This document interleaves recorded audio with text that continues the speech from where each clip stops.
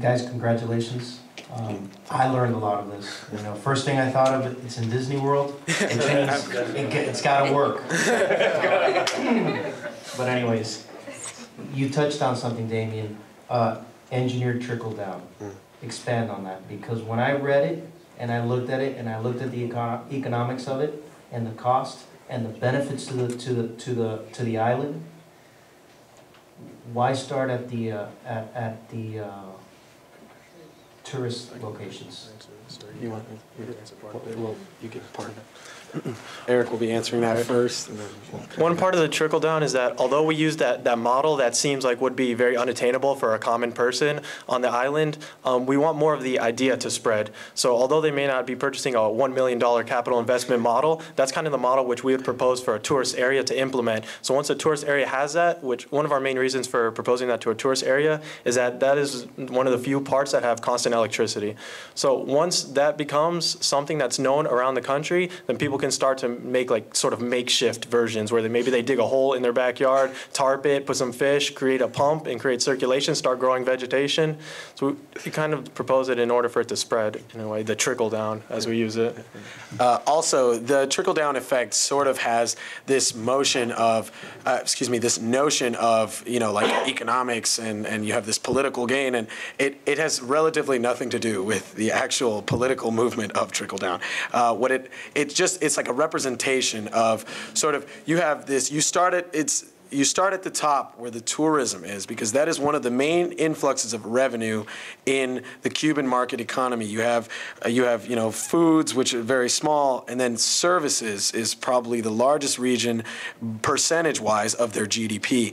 So using that model, we've taken sort of an approach of like, well, where would the Cuban government and the Cuban economy most likely invest their money? And if you have this aquaponics system close to tourist areas, I mean, not only is it something that's kind of great to look at, but also you have this sort of need for that in the tourist areas, because most tourist areas like hotels and areas where people will be attending, they will have local foods, and a lot of times foods that they generate deal with things like Nile fish and tilapia. And tilapia is a major commodity in the tourist sector. You have a lot of hotels that serve tilapia. You have a lot of hotels that serve, they have condiments, they have salads, and this would be a major generative for areas of high tourist populace. I hope that got to you. Yes, I had a question.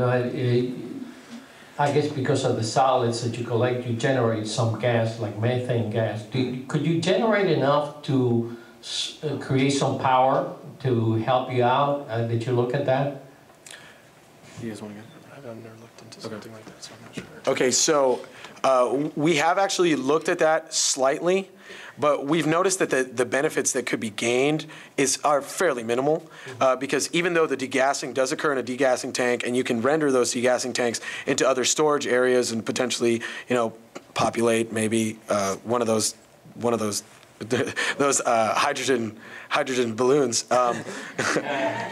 You could also spend a lot more money vacuuming those gases out and into a storage facility. You can spend a lot more money on a storage facility than you would relatively need a very small storage facility for the kind of gases that you can extract.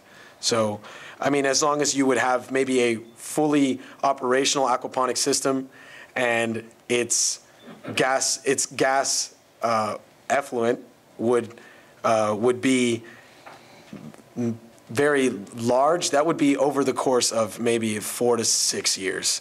So the benefits, I mean, the detriments outweigh the benefits. I guess one of the questions, or one of the things you say is going to be, you're going to need pumps, it's going to be energy intensive. I know the country of Cuba is fairly mountainous. Have you guys considered using gravity, rivers, streams, flowing through the fish tanks, then through the hydroponics, and then back, on the downstream side of the streams? Was that ever taken into consideration? I can answer that to an extent.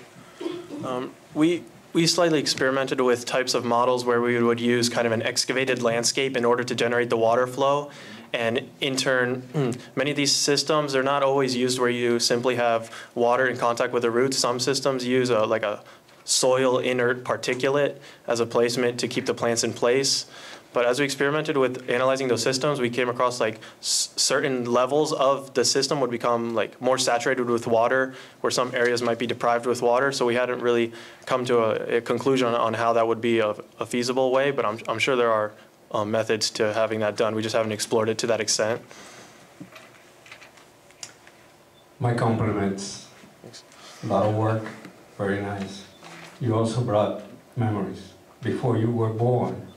In the city of Miami, north of Flagler, between Northwest 33rd Avenue and Northwest 32nd Court, there was a lot that had tomato trees on gravel, and I always wondered what the heck was this.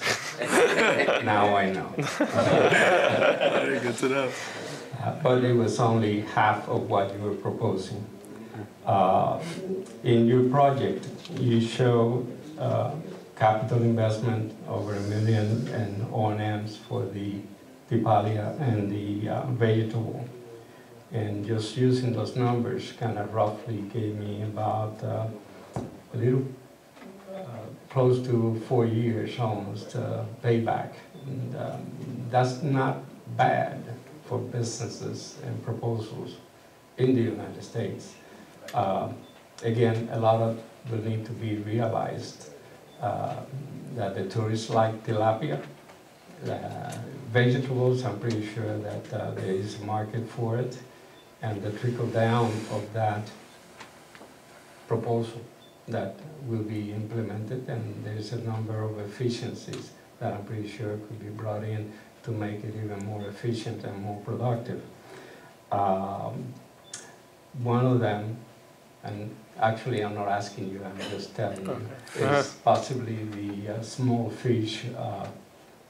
There are farms in the United States that grow tilapia, and some of the fish production is used to generate the small fish to reproduce. So you wonder whether that would be a side issue of the largest complex that would allow that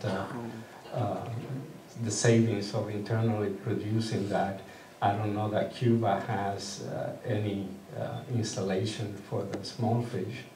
You may get barracudas for all I know instead of tilapia. But my compliments for the presentation. Thank you. Just to comment on that, we did do an analysis of actually implementing it with smaller fish, and maybe even like those Chinese fighting fish, sort of like as a piggyback to, I've said the word piggyback a few times, but as sort of into the tourist area, into the sales and marketing perspective. And we realized that the major benefit definitely would come more from the tilapia and from the sector that could actually be ingested. And last, I didn't compliment the other team that presented the waterfall, but I do appreciate you're going to show us how it works? Yeah. The model? We have energy. That's not we have an abundance of energy. Just hang on one second. We've kind of wrestled with this model for quite some time. Our issue arises with the fact that we based the model off of this pump that is capable of pushing 300 gallons of water per hour. That would be. We need to move from the first one. Let's splash them. We purchased a bilge pump that basically that can cycle 5 gallons of water a minute. As you can see, we don't have 5 gallons of water even on this table. So we attempted to actually create enough resistance through this resistor circuit and this 12-volt battery.